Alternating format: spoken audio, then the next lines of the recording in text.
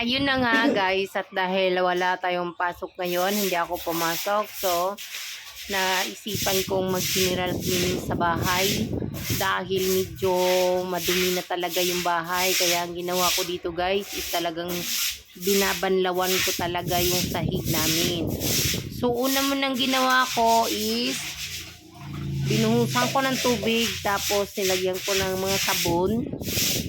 At talaga naman na binabanlihan talaga natin kasi ayaw ko talaga guys na yung ano lang na linis. Ayaw ko yung barabarang linis lang kasi mayroon pa rin yung mga dumi, di ba? Kaya kung pulis lang, talaga nawawala yung mga yung mga tawag dito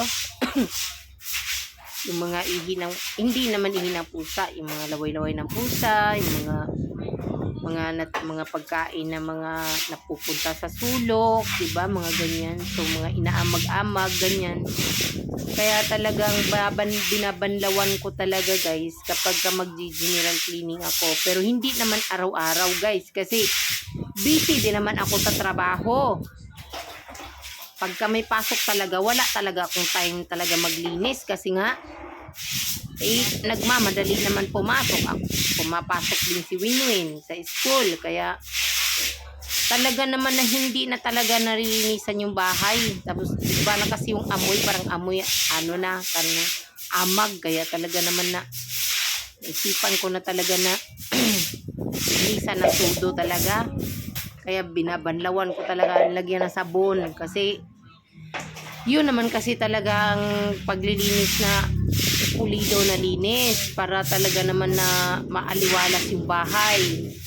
Kasi kung barabara lang, doon nawawala yung mga unti, pero talaga yung mabaho talaga or talaga yung mga dumidikit sa sahig, hindi talaga matatanggal yan, di ba? So inuusog ko pala yung buti na lang yung medyo parador kong plastic ay may gulong. Buti na lang, so tulak-tulak lang yan. So yan na nga guys, yun nga sa mga ilalim may mga buhok na, di ba? May mga amag-amag na mga kanin na napupunta dyan. So talagang binubuhusan ko talaga yan, pati yung mga ilalim doon sa mga sapatusan, yung mga ilalim ng aparador, kasi gusto ko talaga yung malinis talaga ba, kasi para naman na isang beses ka na nga lang din mag-general cleaning sa isang buwan, di puliduhin mo na. So dito, naglalagay ako dito ng chlorine sa sahig. Yan, chlorine yan, tinunaw na chlorine. Tapos, binabusan ko ng mga sabon ulit. Yan, di ba? Sabon talaga naman. Para talaga malinis. Ayan, at syempre, binabrush ko talaga yung sahig guys. Ewan ko na lang, hindi pa matanggal talaga yung mga dinidikit talaga yun sa sahig talaga na nagkukos talaga ng baho ba. Kasi insan, di ko alam kung saan yung mabaho. So yung mga pala guys, yung mga pag kumakain tayo, di ba, may mga tumatalisik sa mga gilid-gilid, tapos naapakan, dumidikit, ganun pala yun. So kailangan talaga na pag naglilinis talaga tayo, kailangan babrush talaga natin yung sahig para talaga matatanggal talaga yung yung mga dumidikit sa sahig. Buti na lang ito guys, hindi ako naglagay ng ng linoleum. Ay muntik pang matapon yung ulam namin, nag-iisang isda na nga lang yan. Tapos pagtula ko sa upuan na andyan yung gasol, perkalan. Yan, di ba? So talaga naman na yun. Yan. So, di ba? Kailangan talaga na pag maglilinis tayo, dahil minsan lang naman, naglalaan ka na lang naman talaga ng oras paglinis, di mas maganda na yung talagang asin linis ko. Pinukuskus ko talaga ng brush yan guys. Iiwan ko na hindi matatanggal na yung mga dumidikit. May sabon pa yan, may chlorine pa yan. Di ba? Para talaga tatanggal talaga yung mga laway-laway ng mga pusa, tipon-tipon ng mga pusa, minsan pumapasok yung pusa, tapos maatsing, yan, di ba? Hindi naman natin nakikita, tapos wala naman kami pusa, guys. Yung problema lang, may pumapasok lang talaga na pusa dito. Pusang gala ba mo? Pusang gala. hindi mo naman maiwasan kapag bukas yung pinto. Hindi naman kasi maganda din na laging nakasara yung pinto. Diba? Tapos yung bintana, bukas, binubuksan talaga para may ventilation ba. Ayan, tudo na nga yung pawis natin dito, no? O, di mas maganda lang pinangisan tayo. So, ayan, kailangan na natin talagang wawalisin papunta sa labas. Diba? Pagkatapos natin ibabrush. Ayan, tapos, syempre, babanlawan pa natin ulit yan ng tubig. So, ito guys, hindi ako naglalagay ng linoleum kasi minsan kasi ang linoleum dumidikit sa sahig. Yan, diba? So, ngayon, tapos na. So, maglalagay na tayo ng downy sa balde, sa timba. Tapos, syempre, kutawin natin. Take note, guys, huwag nating ibuhos yung downy sa diretso sa sahig kasi magkukos lang din yun ng baho kasi sa tagalan nun, maglalagkit siya sa sahig kapag ka-pure na downy binubuhos mo sa sahig.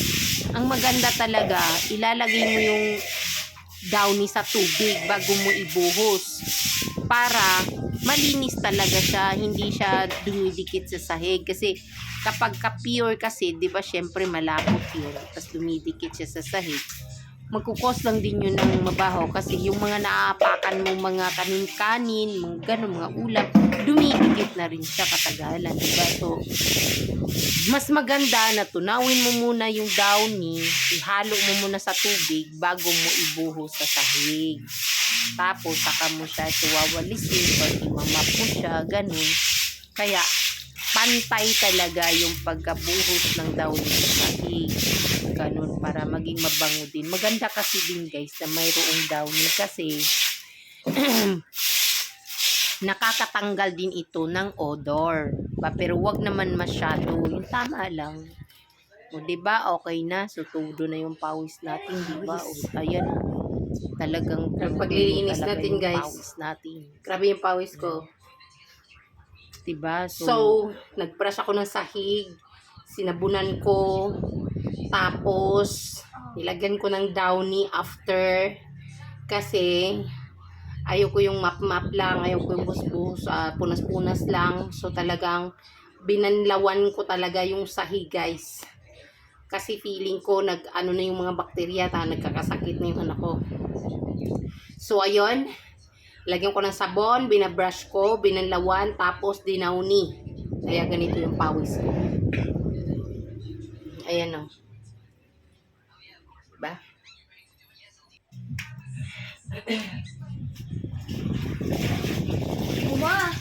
Dito naman guys, kanina pala nagsasalita pala. So ngayon naman, pupunasan na naman natin siya ng basahan. Diba? Kasi, basa kasi at wala akong map. Kaya, basahan na lang yan. Pero malinis na rin yung basahan yun guys. Nilaba ko na rin yan. Para matuyo yung sahig kaagad. So, pipigaan mo lang yung basahan. Tapos saka mo ipunas. So, ayan na. Diba? Sobrang linis na. Diba? Sumaliwalas na yung bahay. Malinis na yung sahig. Diba? Ngayon naman, naglalaba naman ako dito guys. Dahil gusto kong matapos yung mga gawain sa araw na ito para bukas linggo ay pahinga ko na lang talaga. Para wala na akong intindihin, di ba? So, gusto ko kasi na pag nagpahinga, kung araw magpapahinga, wala na akong intindihin linisin o maglalaba pa ako. Di ba? So, ginawa ko talaga lahat ngayong araw sa Sabado. Dahil hindi ako pumasok, dahil nasa kusina yung anak ko. So, naglalaba na lang din tayo para bukas wala na tayong labahin. Wala pala akong washing guys, kaya talagang mano-mano talaga tayo. So, dito, kuskus at brush talaga. Ayan, tapos na. To make sa story short, o diba?